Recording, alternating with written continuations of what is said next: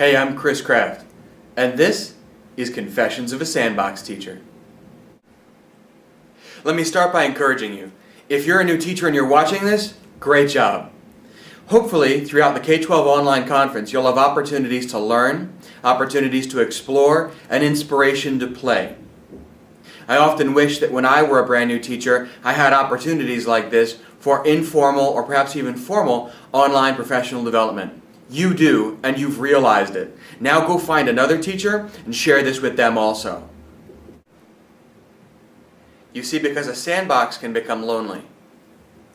When you're brand new into a classroom like I was 7 years ago, it can be a lonely spot. Other folks try to teach you how to play in their sandbox, but you really want to play in yours. You come into this with ideas, with inspiration from the way you were taught, teachers you may have had growing up. But soon those ideas are buried in someone else's sandbox. Well, today, friends, we're going to talk about how to have your own sandbox and how to run your classroom like a sandbox should be. The first thing to remember about a sandbox classroom is that you have to leave room for inspiration, for ingenuity. You have to leave room for spontaneity and the pursuit of creative interest.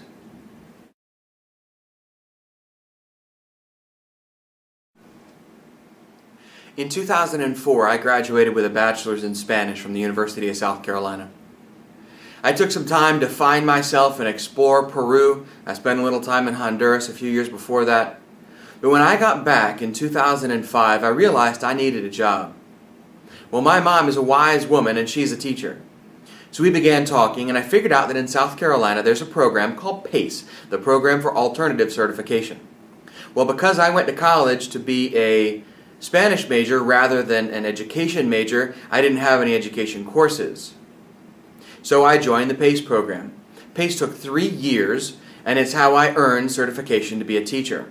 But that means I started in a classroom having had no other experience in secondary education. I teach 6th grade, having had no other experience in secondary education other than how I was taught.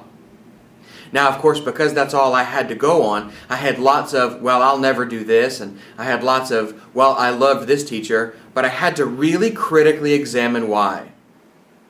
Let's talk for just a second about a real-life sandbox, and we'll draw that metaphor out a little bit. What do kids do when they go to a sandbox? Answer, they play. That's a critical component of having a sandbox classroom, is leaving the opportunity for play.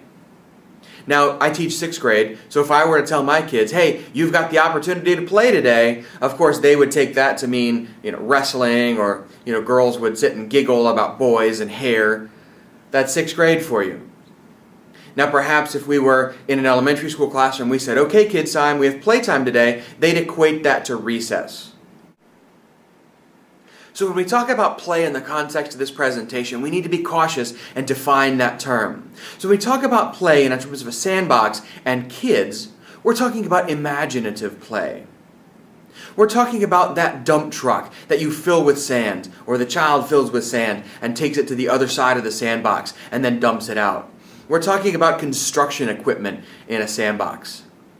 Now, if you didn't get a chance to play in a sandbox, but you did get a chance to play in a beach, guess what? A beach is a big giant sandbox, except instead of rain falling down occasionally to mess up the sandbox, it's waves. So the things that we do in a sandbox, or kids do in a sandbox too, are often the same things that we do on a beach. We build things, we draw things, we bury each other. That's creative, imaginative play.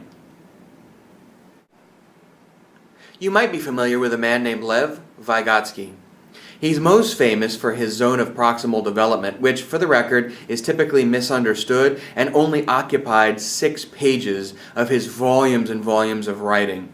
So that disclaimer aside, one of the things that he said has always stuck out to me. And he said that kids should not start school until 7 years old. And that a kid's job prior to 7 years old is imaginative play. You see, young kids, as they play, they talk out loud. A child that's going to get the cookie jar off the top of the refrigerator will say, out loud typically, okay, I've got to go get that chair. I'm going to bring the chair over to the refrigerator. I'm going to stand on the chair and try to reach the cookies. that external speech later becomes internal speech, and it becomes thought. It's through the context of imaginative play that kids learn to think. So you see where I'm going here. I'd argue that in the context of the sandbox, both in reality and metaphorically in our classroom, I'd argue that the sandbox is a fantastic way to help teach kids to think. I have 2 daughters, 9 and 5, and they love making forts. They will take every couch cushion, every pillow, they will take blankets, and they will make elaborate forts in the living room, in the bedroom, and they'll get from the stairs, and they make really fantastic forts, and they will play doing that for hours. So I thought that I would do them a favor, and one year for Christmas, I got them a Build-A-Fort kit. It came with these bars, these foam bars that you put together, and it came with this polyurethane or nylon maybe that acted as the fabric for the fort, and you could make tunnels and forts and all this kind of stuff. They played with it for a couple of weeks. And you, of course, can see where I'm going with this. They went right back to playing in our living room, in their living room forts. Why? Because it offered an opportunity for more imaginative play. Well, we need to do that in our classroom. Oftentimes when we hand a kid a gadget, oftentimes we hand a kid a device, or we allow them to bring their own devices, we decide for them how they're going to use it. I'm not saying that's always wrong. What I am saying is that we as teachers need to leave room for sandbox time, for self-exploration, for imaginative play, because especially at the younger ages, that's how they learn to think. You see, you'll encounter kids that you'll just swear up and down don't have any clue how to think. And you'll wonder why. How did they make it to 11 or 12 years old and they can't think? I would argue it's because they spend too much time in front of a screen watching. Be that television, be that some other form of media consumption. At a very young age, excessive media consumption, in my opinion, can lead to perhaps not really learning to think. Now, I'm not saying that we can magically counteract that. What I am saying is that our giving kids sandbox time in an idea lab or in a special area or sometime throughout the day, giving kids idea time, giving kids sandbox time can help them learn to think. The thing about a sandbox also is that it's naturally social. Another child coming up to the sandbox instantly knows that he is going to get to play with whoever's currently in the sandbox. And I would argue that the majority of the time, if a kid is playing solo, another kid joining him or her in the sandbox, that's going to provide for happy times and good play. That's why the sandbox is such a great metaphor for time to explore in a classroom. Sometimes you want to explore on your own. Sometimes kids want to explore together. Sometimes you need sandbox time so that you can spend some time exploring, so that you can learn. There's nothing wrong with having sandbox time together with your kids. Hey, let's learn about this. Let's play with this. Let's experiment with this. And you know what? If it doesn't work, that's just okay. Let's learn from that, but let's continue to press forward with the mark, the end, the goal of learning in mind. You see, in a sandbox, we're not limited by our buzzwords of education. A sandbox is in and of itself engaging. How often do we talk about student engagement? Well, guess what? During sandbox time, I'd almost be willing to bet you're not going to have to forcibly engage kids. You're not going to have to worry about adding extra transitions to your presentation because you'll think that'll be engaging. No, you'll finally be allowing kids to explore on their own or together with a classmate. You'll be giving them freedom academically to pursue something that interests them. And when we seek an interest-based curriculum, we don't have to be worried about student engagement. On the flip side of that, in a more academic term, is we don't have to worry about motivation. I don't often see parents fussing at their kids to go play in a sandbox. I don't often hear teachers fussing at their kids to go experiment with a new website or to experiment with a new tool. Kids like to learn, they just don't always like to be taught. Now let's pause here. Don't hear me say for a second that bell to bell needs to be sandbox time. It doesn't. That's not always appropriate. That's not always correct, especially if you have specific learning goals that need to be accomplished. There are certain things that may dictate some of how your classroom time goes. I'm only arguing that you consider sandbox time. In fact, I've only had one class ever where sandbox time works bell to bell. It's a brand new class this year called Media Technologies, and it's a class where kids get to explore whatever they want to. I've got kids that by their choice are building websites. I've got kids that by their choice are editing videos. I've got kids that are building games for the Xbox using Kodu. I've got kids that are building apps for the iOS platform and for the Android platform using a combination of software packages and online resources. I've got kids that are doing all of this because it's what they chose to do. It's what they wanted to work on. It's not what I've dictated to them. So we walk in, we have our quick little meeting at the beginning of class, and I say, I'm available for your questions. 9 times out of 10, I don't know the answer to their question. I don't own an Xbox, never built a game for the Xbox. I've never built an app for the iOS platform or for the Android. So when they come to me with questions, all I do is serve as somebody that knows a little bit about how to search Google and understand results. Just like a parent on the sidelines of a sandbox. I serve as somebody to provide encouragement when perseverance is low. I provide somebody that is supervising. I provide somebody that offers guidance and patience and care to these kids while they explore. So I want to take a second and I want to show you my classroom. I want to show you how I set up my sandbox. And perhaps through the design of this learning space, you'll get some inspiration for your own sandbox time. One thing that's super important to remember is learning doesn't start in a classroom. It starts here. So one of the things that I've done to create a sandbox classroom is I've made the hallway a place where kids can go. Sometimes a kid needs to escape from the controlled chaos of the messy learning happening inside a classroom, especially during sandbox time. So I will allow trustworthy kids to come out here and to sit on the floor and to sprawl out in the hallway as long as they don't block the middle, and this can become a learning space too. So much so that we've even decorated. Notice we have a sign outside, that's our morning news show. I have a class that does that also. And then just for kicks, just for fun, just to indicate a playful mentality,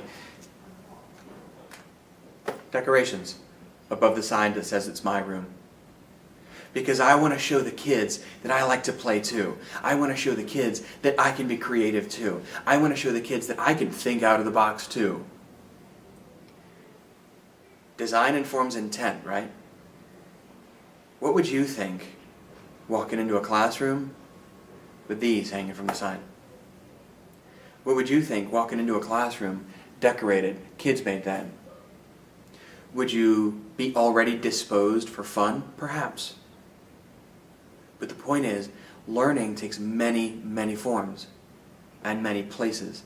One of them happens to be out here. So as you're working on and thinking about how to set up your sandbox, here are a couple of practical ideas. First, one of the things that I did when I first started working here is I became real good friends with the people that controlled the technology. At the time, there was a school technology contact here at the school that had access to everything. She had closets full of technology that was, as Cuban would say, oversold and underused. So I began rummaging around and I found all kinds of cool stuff that I was able to put to use. That's how I ended up with what looks to be a pretty sizable amount of technology. The other piece of that to consider is you don't need the latest and greatest of everything. A couple of these laptops that I've got running around here are relatively old by laptop standards. They're probably 5, 6 years old, but because so much of what we do is cloud-based and web-based, then we don't have to have the latest stuff. All it's got to have is a fairly decent operating system. In this case, it's Windows XP, and as long as I've got a web browser on there, I'm golden. The same can be said for a lot of the stuff that we have. These computers in that back corner, they came out of a computer lab a couple of years ago. They didn't want them anymore. I raised my hand and begged and pleaded and said, hey, can I have them? They're not new, they're not fast, but again, once we get them started up, all I need is an operating system and a web browser. And then slowly but surely, as you prove yourself to be an innovator, stuff will show up and come your way. Now, I'm not saying that a sandbox classroom requires a lot of stuff. I'm saying it requires a lot of time. But you having a good relationship with whomever controls that technology around your school, always a good idea. I also think it's a good idea to have a good relationship with the people in your facilities maintenance department. That comes in handy when you need something like, well, a green wall. A couple of years ago, my kids decided that they wanted to experiment with green screening. We had a piece of fabric, but it wasn't all that big, so I went and had that fabric color matched into paint, and, well, I got a green wall out of the deal. So now we can do green screening whenever in the world we want. And believe it or not, the kids don't seem bothered at all. The kids in my traditional classes, my world languages classes, and so on, they don't seem bothered at all by the fact that we have just this green wall staring at us.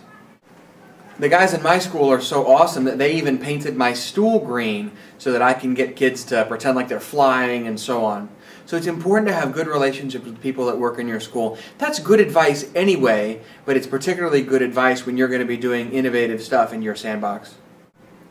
Remember, it's all about setting up an environment where learning is okay, where play is okay, where just being in a sandbox and experimenting and building castles and tearing them down and so on, where that's okay and that's accepted and where that's modeled. And of course, that's where you come in. Kids have a big part in this, but you've got to model this for yourself. Guess what? It's okay to not have all the answers, but it's not okay to not know where to find them. Of course, it's important to build relationships in your school building, but it's also important to build relationships with like-minded folks that can help you along your journey online. You might do that through Twitter, you might do that through a message board, you might do that through an email listserv, perhaps there's a professional organization for your area.